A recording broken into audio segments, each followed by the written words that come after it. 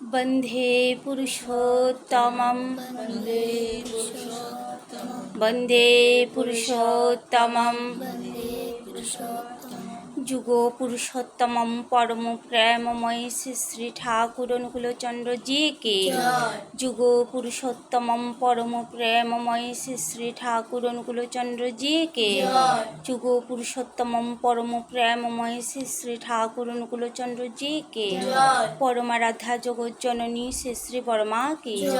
परमाराध्या जगज्जननी श्री श्री परमा की जय। परमाराध्या जगज्जननी श्री श्री परमा की जय।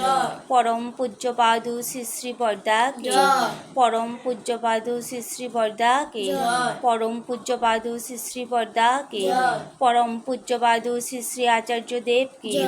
परम पूज्य पादु श्री श्री आचार्य देव की जय।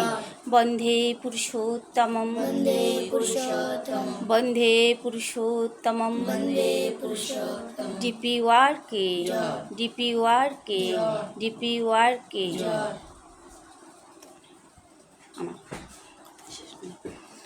জয় গুরু সবাইকে জানাই আমার আন্তরিক আনন্দিত জয় গুরু। আজ আমরা এমন একজন মায়ের কাছে উপস্থিত হয়েছি যিনি যে ইষ্টভীতির তাগিদে ওনার যে জীবনে কি ঘটেছে সবাই জানতে পারবেন। ঠাকুর বলেছেন, বিপদ আপদ বেড়া জালে শক্তি যদি পেতে চাস, শ্রদ্ধা ভরে ইষ্টভীতি নিত্য করিস কাটবি ফাঁস। আবার বললেন,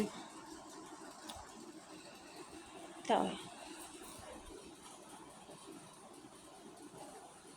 যেমনই আসুক আপদ বিপদ, যেমনই হোক ত্রাণ, ইষ্টভীতি আনেই আনে সবার পরিত্রাণ। আজ আমরা যে মায়ের কাছে উপস্থিত হয়েছি, ওই মা ইষ্টভীতি করতেন খুবই নিষ্ঠা সহকারে, তাই ওনার পুনর্জন্ম হলো একটা। উনি কিছুদিন আগে 33,000 ভোল্টেজ ছিল বৈদ্যুতিক তারে, সেই তারে ওনার শর্ট লেগেছিল, যাকে বলা হয় যে মৃত্যুর পথে যাওয়ার ছিলেন উনি মা। কিন্তু আজ সেই মা কীভাবে নিজের জীবন ফিরে পেলেন, আমরা সেই মায়ের কাছ থেকেই জানতে পারবো। আপনারা সবাই পাশে থাকুন এবং আমাদের এই ডিপি ওয়ার্ক অব্যাহত থাকবে, সবাই পাশে থাকবেন। আপনারা সবাই ওই মায়ের কাছ থেকেই শুনুন ওনার কি হয়েছিল ঘটনাটা। জয় গুরু মা, কি হয়েছিল মা আপনার জীবনে একটু তুলে ধরুন। আমি আর কি বলবো, বলার মতো কিছু ভাষা এবং জ্ঞান আমার নেই। যেহেতু আমি ঠাকুর ধরেছি অনেক বছর হয়ে গেছে, আমি ঠাকুরকে সেইভাবে মানতে পারিনি। আমি ছিলাম অন্ধ, কিন্তু ঠাকুর আমাকে ওটাই দেখিয়ে দিয়েছেন যে ঠাকুর মানতে হয়। ইষ্টভীতিটা আমি করেছি ঠিক, কিন্তু আমি তেমনভাবে মন্দিরে যেতে পারতাম না। আমার ঘরেও কেউ নেই, আমি একা, আমার মেয়ে একটা আছে, ওকে রেখে আমি যেতে পারতাম না। আমি এত বেশি যেতাম না। আর কি বলবো, কিভাবে আপনাকে রক্ষা করলেন ঠাকুর ওইসব তুলে ধরেন। ঠাকুর ছিলেন বলে আমি বেঁচে এসেছি। ঘটনাটা কি হয়েছিল মা? ধরেছিলাম বলেই বোধহয় ঠাকুর আমাকে কাজে ধরে নিয়ে এসছে। করোনা হয়েছিল, আমি আমার কাকুর বাসায় ঘুরতে গিয়েছিলাম, শিলচর অম্বিকাপুরী দুর্গাসন করলেন। 3তলা ফ্ল্যাটে ছিলাম, বারান্দাতে আমি কাপড় শুকাতে দিয়েছিলাম, একটা কাপড় নিচে পড়ে যায়, ওই কাপড়টা পড়ে গিয়েছিল, তারপরে আমি উঠাতে যাইনি। তখন আমার মেয়ে বললো যে নিচে লোকগুলো খারাপ হবে, ওটা নিয়ে নাও। তো আমি নিইনি। ও কী করলো, জানালার একটা পাইপ ছিল, ওইটা নিয়ে ও ফেলতে গেল কাপড়টা। আমার কি মনে হলো আমি নিজেও জানি না। আমি ওকে বললাম, তুই যা নিচে, আমি ফেলছি, তোর ফেলতে হবে না বলে আমি ওটা ফেলতে যাব। তখন কী হয়েছে আমি নিজে জানি না, ওই তারটা টাচ হয়েছে আচ্ছা, নাকি আর্থিং হয়েছে আমি কিছু জানি না। তখন থেকে মানে আমি কারেন্টে লেগে যাই, ক্লাস ভাবছিলাম বলতে পারবো না। তখন 1 মিনিট 2 মিনিট এরকম আমি কারেন্টেই ছিলাম, কারেন্টেই আমার বডিতে ছিল। 1-2 মিনিট পরে অটোমেটিক কারেন্টটা চলে যায়। আমার হাত থেকে ওই রডটাও পড়ে যায় নিচে।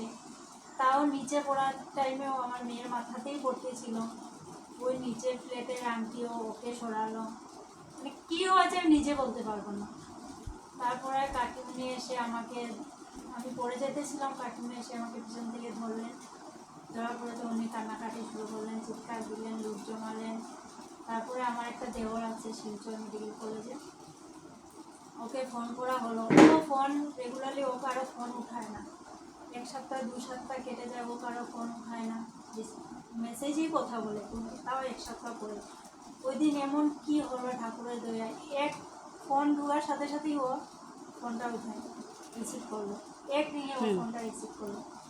রিসিভ করার সাথে সাথে ও বললো যে বৌদিকে নিয়ে আসো, কিছু হবে না, বৌদি নিয়ে আসো, অন্য কোথায় যাবে না, তোমার মেডিকেলে নিয়ে আসো। না, তাজ্জব ছিল। 1-2 মিনিট 3 মিনিটের ভিতরে অ্যাম্বুলেন্সটাও চলে আসলো। ওই কি ফ্ল্যাটে, ঠাকুরের দয়া!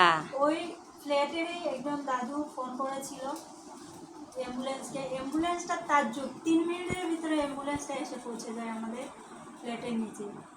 তারপরে তো কাকিমুনি আমাকে নিয়ে যায় অ্যাম্বুলেন্সে। আমি চিৎকার চেঁচামেচি করছিলাম, বাট আমি অ্যাম্বুলেন্সে যাচ্ছিলাম, এটা আমি নিজের সজ্ঞানে ছিলাম না।